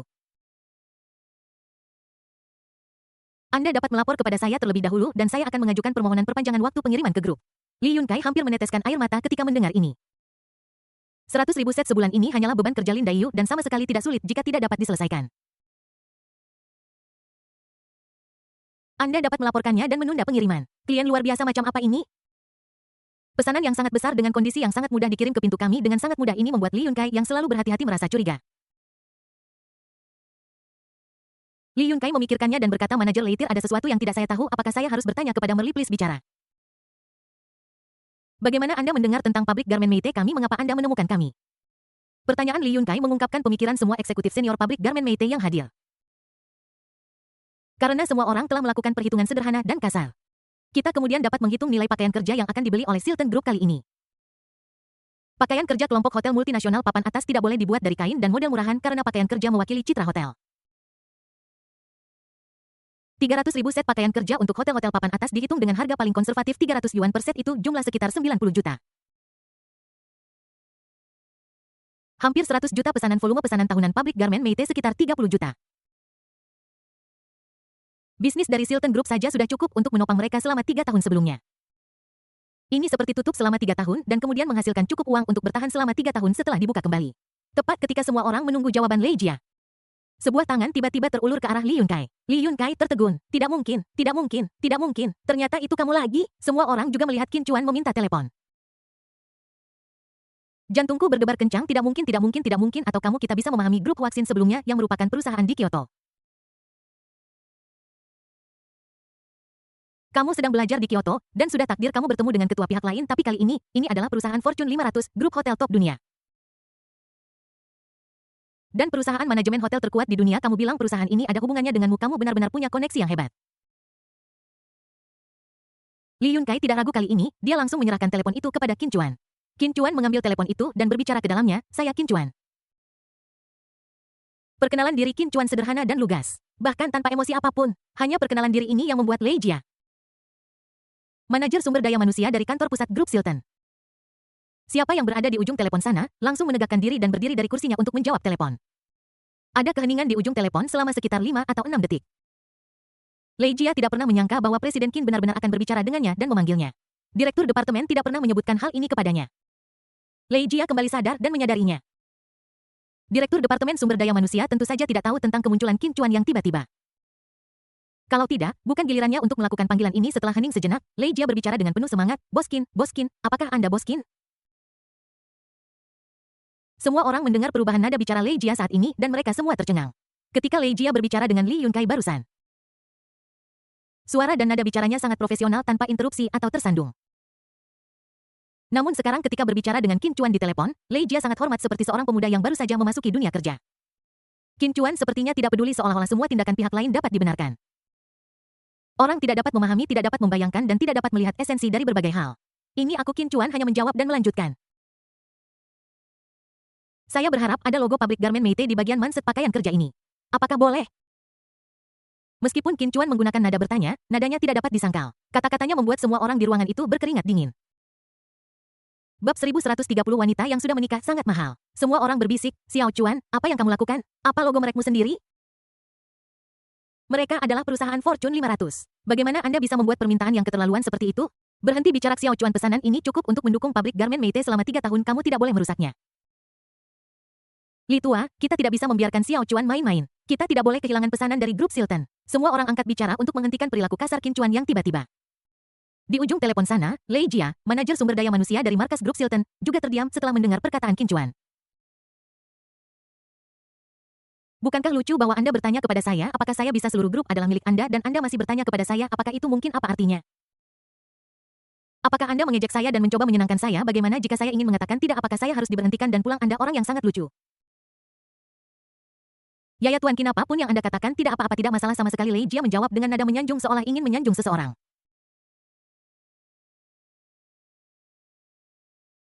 Oke, kalau begitu Anda dapat membahas sisanya dengan Tuan Li dari pabrik garmen Meite. Oke Tuan Qin, saya mengerti.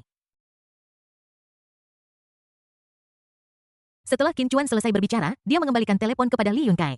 Pada saat ini, semua orang di ruangan itu hanya memiliki satu ekspresi. Terkejut, tercengang, tidak bisa berkata-kata, dengan mulut terbuka. Kota Jiangning, China, sebuah Mercedes-Benz S450 sedang menuju ke Zhongshan Garden. Area perumahan mewah terbaik di kota. Duduk di kursi belakang mobil adalah ayah dan anak pemilik perusahaan pakaian terbesar di kota Jiangning. Zhu Fuxiang memegang tangan kirinya dalam kepalan kosong dan memegang untaian tasbih di tangan kanannya dengan mata tertutup untuk beristirahat. Zhu Jieren menyeringai licik di wajahnya saat dia berdiskusi dengan kaki tangannya di telepon tentang istri siapa yang ingin dia kencani malam itu. Mercedes-Benz S450 melaju ke lampu lalu lintas dan perlahan berhenti. Zhu Fuxiang menutup matanya dan bertanya, Jieren, apakah pabrik garmen Meite sudah membalas? Zhu Jieren berhenti tersenyum mesum dan berkata, belum ayah ya, Anda harus memperhatikan intinya, Anda baru saja memberi mereka secercah harapan.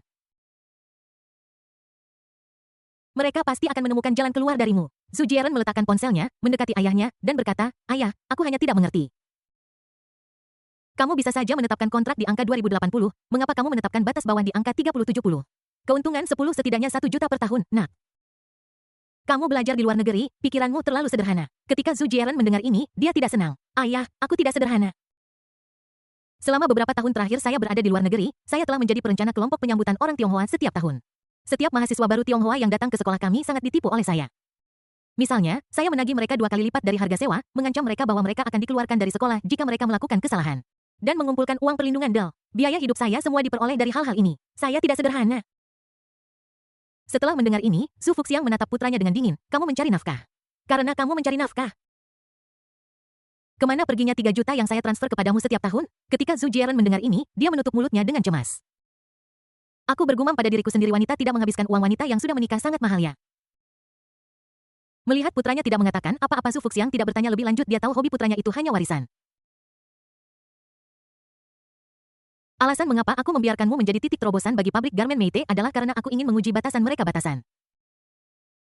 Ya, apa yang Anda katakan barusan sebenarnya adalah jalan buntu. Jika mereka tidak datang kepada Anda untuk memohon ampun, maka mereka memang dapat menerima pembagian 20-80. Kita bisa mendapat untung tambahan 10%.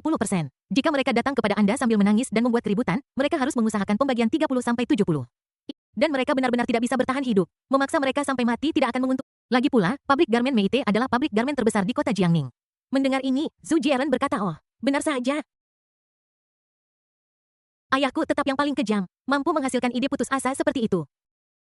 Mercedes-Benz S450 terus melaju, dan Zhu Jieren mengeluarkan ponselnya untuk memeriksanya lagi. Satu-satunya hal di ponsel saya adalah foto wanita yang sudah menikah yang dikirim oleh teman-teman saya. Tidak satupun dari mereka adalah berita tentang pabrik garmen Meite. Dia tidak bisa menahan diri lagi. Dia melihat waktu dan melihat bahwa 30 menit telah berlalu. Jadi dia berkata, ayah, kenapa aku tidak menelpon mereka lagi?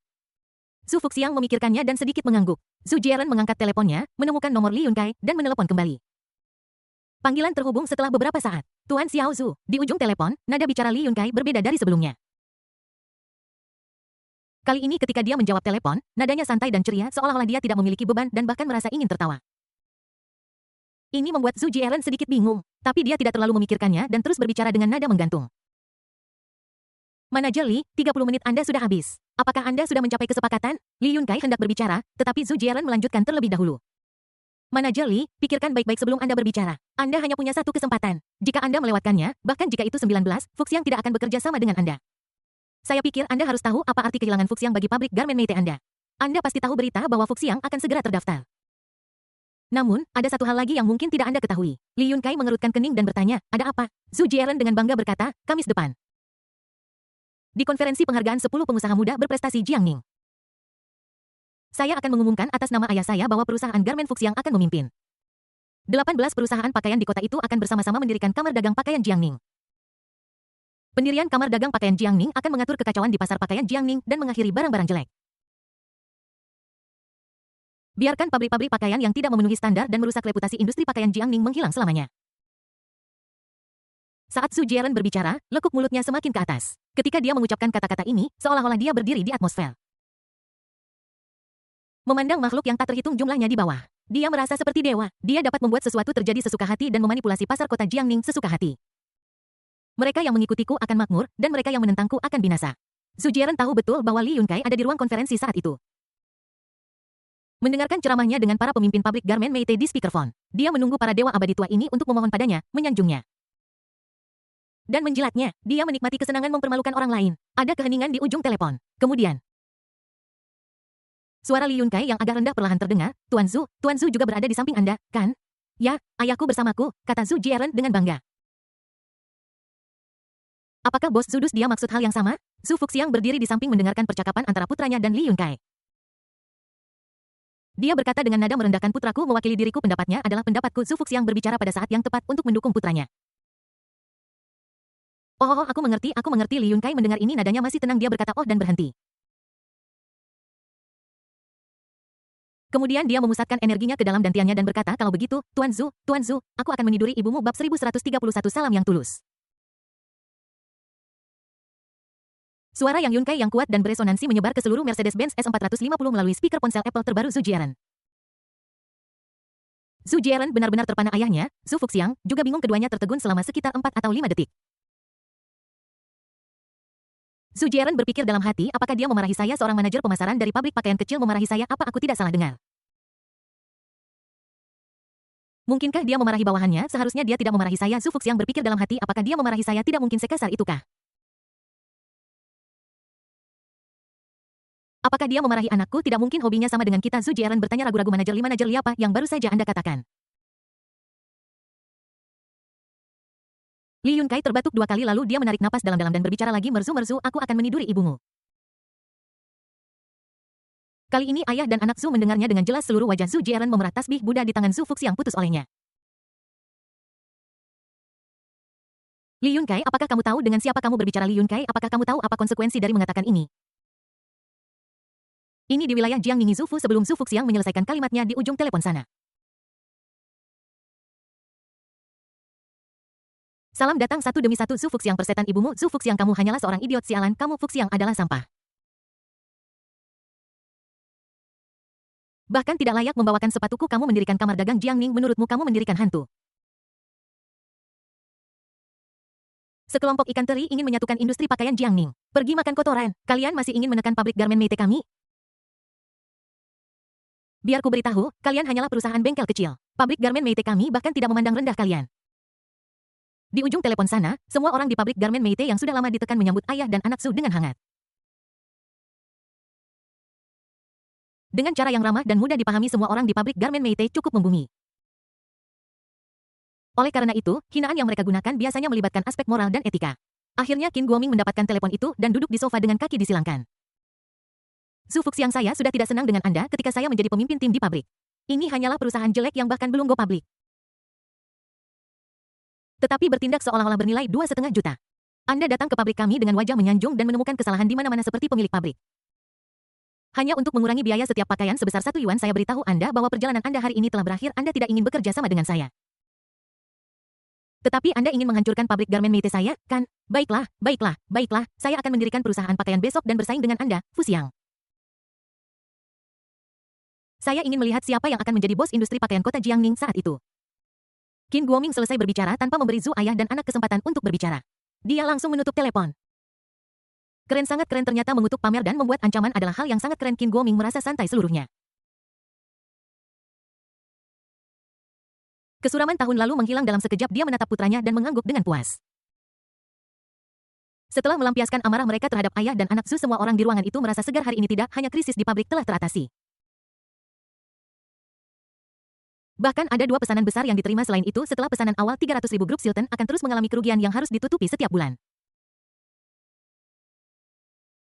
Mereka memiliki 150.000 karyawan di seluruh dunia, sehingga mereka tidak perlu khawatir tentang pesanan tindak lanjut. Sekarang, cara semua orang di ruangan itu memandang Qin Chuan telah berubah. Awalnya semua orang menganggapnya sebagai junior yang bodoh, arogan, dan sok melihat mata Qin Chuan sekarang. Hanya ada 3 kata untuk menggambarkannya: dewa kekayaan. Dalam setengah jam sejak Qin Chuan tiba, suasana hati semua orang seperti berada di roller coaster. Sekarang mereka benar-benar yakin, jadi semua orang mulai menyanjung ayah dan anak Qin. Direktur, Anda adalah ayah seperti anak, laki-laki seperti anjing.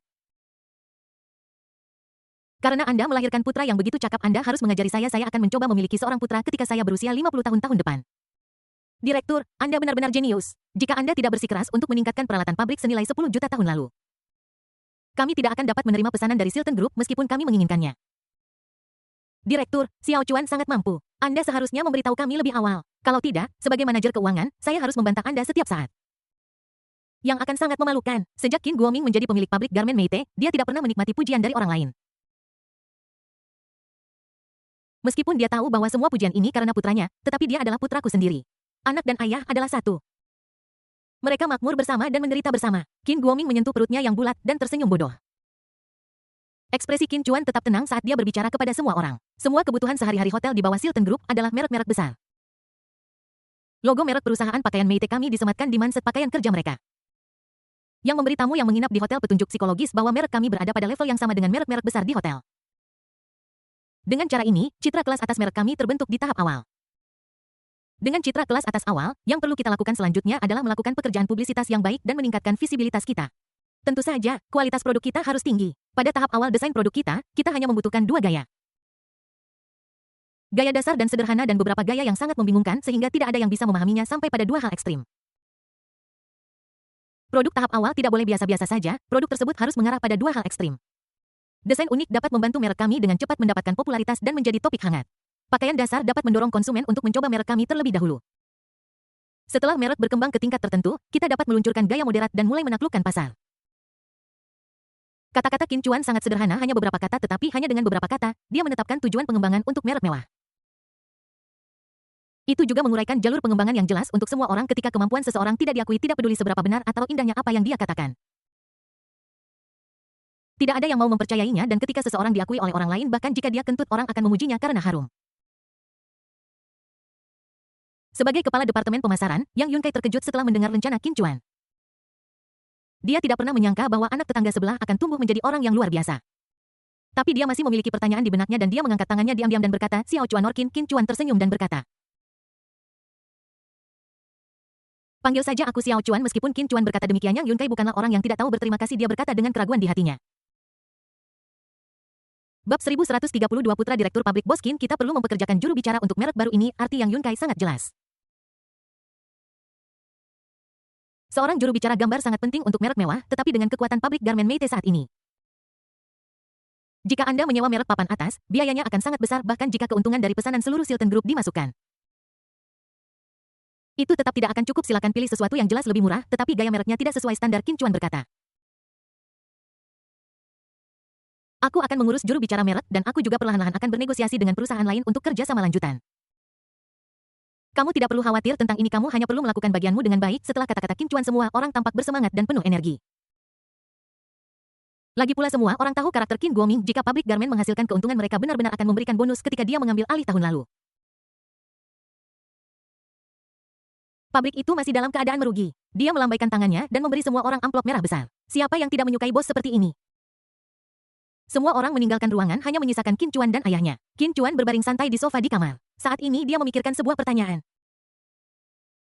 Jadi dia bertanya, ayah, sebelum saya datang ke kantor, saya melihat petugas meja depan di bawah menelepon saya manajer. Apa yang terjadi? Qin Guoming berkata dengan acuh tak acuh. Itu adalah pengaturan saya. Pengaturan Anda. Mengapa Anda lupa apa yang Anda katakan? Bukankah Anda mengatakan sebelumnya bahwa universitas akan memiliki penilaian magang dan akan menambahkan kredit tambahan? Untuk sesuatu yang sekecil magang saya bisa mendapatkannya di Kyoto Dakin International. Qin Guoming menggelengkan kepalanya dan berkata ini berbeda. Kenapa berbeda? Bukan hanya saya memberimu gelar manajer. Saya juga merekomendasikan Anda ke kota sebagai salah satu dari 10 pengusaha muda berprestasi di kota Jiangning. Saya dengar ayah saya menominasikan saya sebagai salah satu dari 10 pengusaha muda berprestasi. Qin Chuan sedikit bingung dan tidak mengerti mengapa ini terjadi. Qin Guoming melanjutkan, kamu bisa mendapatkan kredit tambahan dari magang. Jika aku juga bisa memberimu salah satu dari 10 pengusaha muda berprestasi di kota Jiangning, kreditmu akan berlipat ganda. Qin Guoming sangat bangga ketika berbicara tentang operasinya yang luar biasa. Awalnya perguruan tinggi adalah tahap terpenting dalam proses pertumbuhan putraku. Sebagai seorang ayah, Qin Guoming seharusnya memikul lebih banyak tanggung jawab, tetapi sekarang dia menikmati manfaat besar yang dibawa oleh putranya. Qin Guoming selalu merasa sedikit tidak nyaman. Dia mencoba segala cara yang mungkin untuk melakukan sesuatu untuk membantu putranya. Dia mengetahui tentang nominasi 10 pengusaha muda berprestasi teratas selama negosiasi dengan perusahaan garmen Fuxiang dan ayah serta putra keluarga Zhu. Karena putranya yang jahat dan pengecut bisa melaporkannya, mengapa putranya sendiri tidak bisa melakukan hal yang sama? Meskipun Qin Chuan ingin memberitahu ayahnya, bahkan jika Anda memenangkan hadiah. Kreditnya sudah diperbaiki namun, dia melihat ayahnya tampak sangat bangga dan tidak ingin merusak kesenangannya. Baiklah, kalau begitu, terima kasih, ayah. Qin Guoming tertawa seolah-olah dia telah mencapai sesuatu yang besar. Dia mengambil kunci dari pinggangnya, melemparkannya ke Qin Chuan dan berkata, kamu pasti lelah setelah bergegas kembali ke sini. Ini kuncinya, pulang dan istirahat dulu. Qin Chuan menatap kunci di tangannya dengan bingung. Hei ya, bukankah ini kunci asrama? Ya, ini kunci asrama. Qin Chuan terdiam. Bukankah aku membelikanmu villa? Kenapa kamu masih ingin tinggal di asrama? Berbicara tentang masalah ini, Qin Guoming tampak sedikit sedih. Ini villa yang sangat besar. Tapi biasanya saya tinggal sendiri tidak ayah. Kamu masih ingin mencari pengasuh anak? Ceka, apa yang kamu bicarakan? Nak, kalau ibumu mendengarnya. Aku akan mendapat masalah. Qin Guoming berhenti sejenak dan melanjutkan, kakek nenekmu tidak mau datang ke kota dan ibumu pergi ke Shanghai. Aku merasa kesepian tinggal sendirian di villa sebesar ini. Enak rasanya kembali ke asrama. Asrama sangat ramai dikelilingi oleh kenalan lama. Dan saya punya teman untuk makan malam dan minum-minum di malam hari. Tempat ini juga dekat dengan pabrik. Jadi saya bisa melakukan tur pabrik setiap hari. Ketika ibumu dan Xiaoyan kembali akhir pekan ini, mereka akan mengajak kakekmu ke kota dan kita akan pindah kembali ke villa. Qin Chuan tidak mengomentari ide Qin Guoming. Tujuan membeli rumah adalah untuk membahagiakan ayah saya. Karena dia merasa senang tinggal di asrama, biarkan dia tinggal di asrama. Xiao Chuan, jika kamu tidak terbiasa tinggal di asrama, kamu bisa tinggal di villa dulu. Qin Chuan meregangkan tubuh dan berkata, bagaimana mungkin aku tidak terbiasa tinggal di sini? Aku sudah tinggal di sini selama lebih dari 10 tahun. Qin Guoming menambahkan sambil tersenyum, sebenarnya, asrama sekarang berbeda. Saya mendekorasinya ulang. Dazu yang menyuruh seseorang untuk melakukan renovasi kelihatannya cukup lumayan. Qin Guo berpikir sejenak dan berkata, Sambil mengelus dagunya dia mengatakan bahwa desain dan dekorasinya didasarkan pada gaya minimalis modern paling populer di buku-buku porno. Mulut Qin Chuan berkedut ayah itu buku merah muda kecil Qin Guoming tersenyum canggung dan menepuk kepalanya dan berkata, "Oh, aku tahu, aku selalu merasa nama ini aneh, tapi aku terlalu malu untuk bertanya kepada orang-orang mengapa mereka memberi nama seperti itu untuk sebuah perangkat lunak. Ngomong-ngomong, aku membeli peralatan rumah tangga terbaru di asrama dan meningkatkan jaringan ke yang tercepat." Qin Chuan dapat melihat bahwa ayahnya memiliki perasaan yang mendalam terhadap asrama pabrik garmen. "Oke ayah, luangkan waktumu untuk pekerjaanmu, aku akan pergi ke asrama dan istirahat dulu." Qin Chuan berkata sambil mengambil kunci, mengenakan ranselnya, dan bersiap untuk pergi ke asrama. Tetapi tepat saat dia hendak berjalan keluar dari pintu kantor, ponselnya bergetar. Qin Chuan melirik ponselnya dan melihat pesan WeChat. Setelah melihat pesan itu, dia menggelengkan kepalanya tanpa daya. Kemudian dia menoleh ke Qin Guoming dan berkata, "Ayah, berikan aku kunci mobilnya, aku akan ke bandara untuk menjemput seseorang kota Jiangning, China." Di Mercedes-Benz S450, pengemudi Mercedes-Benz diam-diam melirik kaca spion. Dalam sekejap dia menarik pandangan mengintipnya. Ayah dan anak Zhu di kursi belakang berwajah pucat dan tampak tidak percaya. Seluruh kereta sunyi senyap. Setiap napas yang diambil Zhu Fuxiang terasa berat. Zhu Jieren menggertakkan giginya dan berkata, "Ayah, apakah orang-orang di pabrik garmen Meite itu gila? Mereka benar-benar berani memberontak." Meskipun Zhu Fuxiang sangat marah, dia tetap mempertahankan ekspresi dingin dan tegas. Dia terus berpikir dalam benaknya. Mengapa ini terjadi? Siapa yang akan berbisnis sampai pada titik jatuh dan saling mengutuk? Mungkinkah pabrik garmen Meite memiliki pendukung yang sangat kuat? Wajah Zhu Jieren sedikit berubah dan dia berkata, "Dukungan macam apa yang bisa dimiliki? Garmen kecil yang rusak, dukungan macam apa yang bisa didapatkan pabrik garmen?" Semakin Zhu Fuxiang memikirkannya, semakin dia merasa ada sesuatu yang salah. Orang-orang yang bekerja di pabrik garmen Meite semuanya adalah orang tua. Bagaimana mungkin sikap mereka bisa begitu berbeda sebelum dan sesudah? Zhu Fuxiang tiba-tiba menyadari sesuatu dan berkata, "Putra Direktur Pabrik Bab 1133, periksa latar belakangnya dengan cermat untukku." Zhu Jieren sangat terkejut dan berkata, "Ayah, apakah kamu berbicara tentang anak yang kuliah di universitas jelek?" Zhu Fuxiang menyentuh dagunya dan berkata sambil berpikir, "Ya, sejak orang itu datang orang-orang di pabrik garmen segera mengubah sikap mereka. Jadi pasti ada yang salah dengan orang itu." Zhu Fuxiang memutar matanya. "Jieren, minta temanmu untuk menyelidiki anak laki-laki itu untukku. Periksa hubungan sosialnya dan situasi di sekolah." Zhu Fuxiang berhenti dan melanjutkan, "Oh, terutama pacarnya. Kita perlu menyelidiki latar belakangnya." Zhu Jieren mendengar ini dan mengangguk. "Saya mengerti, ayah." Saat keduanya berbicara, mobil sudah tiba di tempat parkir bawah tanah Taman Zhongshan, salah satu komunitas perumahan mewah teratas di kota Jiangning. Zhu Jieren turun dari mobil terlebih dahulu. Dia masuk ke Porsche Cayenne yang diparkir di sebelahnya. Menginjak pedal gas dan melaju, Zhu Fuxiang keluar dari mobil dan melihat punggung putranya saat dia pergi. Kemudian dia perlahan berjalan kembali ke Mercedes-Benz S450. Dia mengetuk jendela mobil dan pengemudi di kursi pengemudi menurunkan jendela dengan wajah pucat. Zhu Fuxiang menatap pengemudi di kursi pengemudi dengan mata dingin dan berkata dengan acuh tak acuh, "Xiao Feng, biarkan istrimu datang malam ini." Stasiun Jiangning Barat ini adalah waktu puncak untuk kembali ke rumah selama festival musim semi. Orang Cina memiliki pepatah, "Apakah Anda punya uang atau tidak? Anda harus pulang untuk merayakan tahun baru." Tak terhitung jumlahnya pekerja migran, pelajar, dan bos sukses kembali ke kampung halaman mereka selama periode ini. Kereta berkecepatan tinggi yang datang dari Shanghai perlahan berhenti di peron stasiun Jiangning Barat.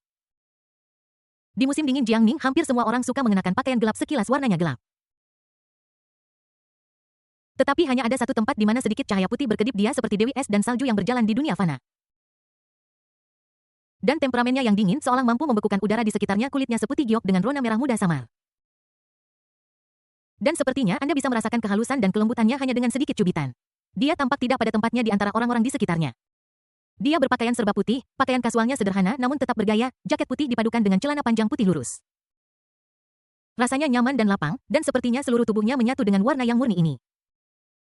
Langkah-langkahnya ringan dan mantap, dan setiap langkah memiliki ritmenya sendiri. Ketenangan dan kepercayaan dirinya tidak bisa diabaikan. Matanya dingin dan dalam. Seolah-olah dia bisa melihat segalanya di dunia ini, tetapi dia tidak akan mudah mengungkapkan perasaan batinnya.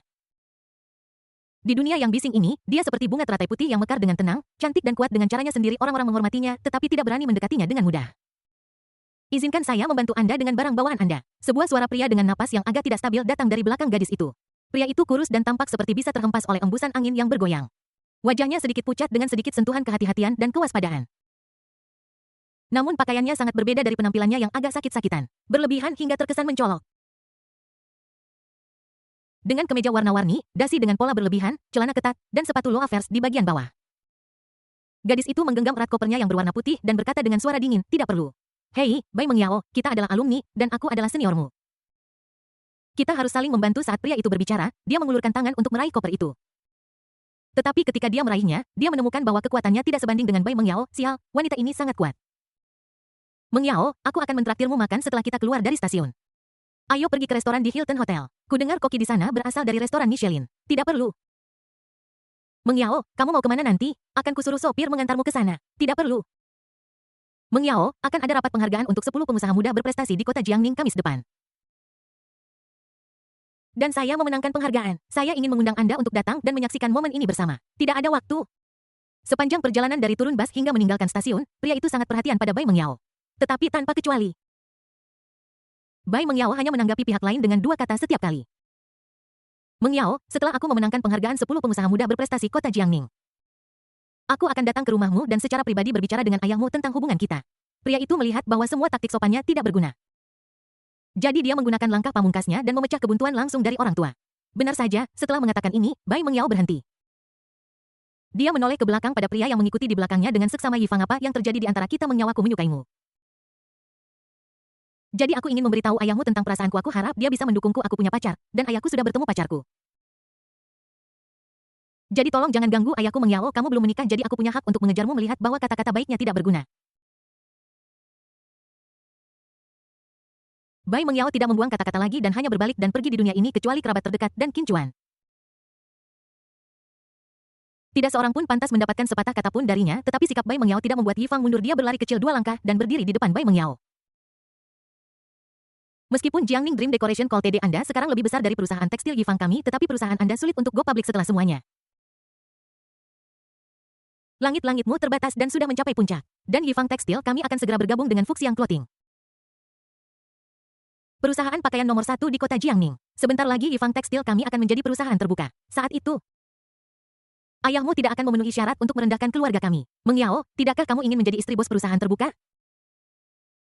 Yifang berbicara terlalu cepat dan keceplosan berita bahwa Yifang Tekstil dan Fuxiang Clothing akan segera bergabung, tetapi dia tidak menyesal. Lagi pula, ada baiknya menggunakan informasi orang dalam ini untuk memenangkan hati si cantik Bai Mengyao. Wajahnya tetap tenang setelah mendengarkan pernyataan Yifang. Dia berjalan menyamping melewati Yifang, tetapi ketika melewati Yifang, Bai Mengyao tiba-tiba mengangkat rambutnya. Goda ini membuat Yifang tertegun dan matanya kabur. Walaupun Bai Mengyao terbungkus jaket tebal, namun temperamennya yang murni dan halus yang tampak tidak sesuai dengan dunia menembus hatinya. Yifang menelan ludah. Dia merasa bahwa 2 tahun menjilatnya itu sangat berharga. Pada saat ini, dia akhirnya mengerti pepatah bahkan jika Anda mati di bawah bunga peoni,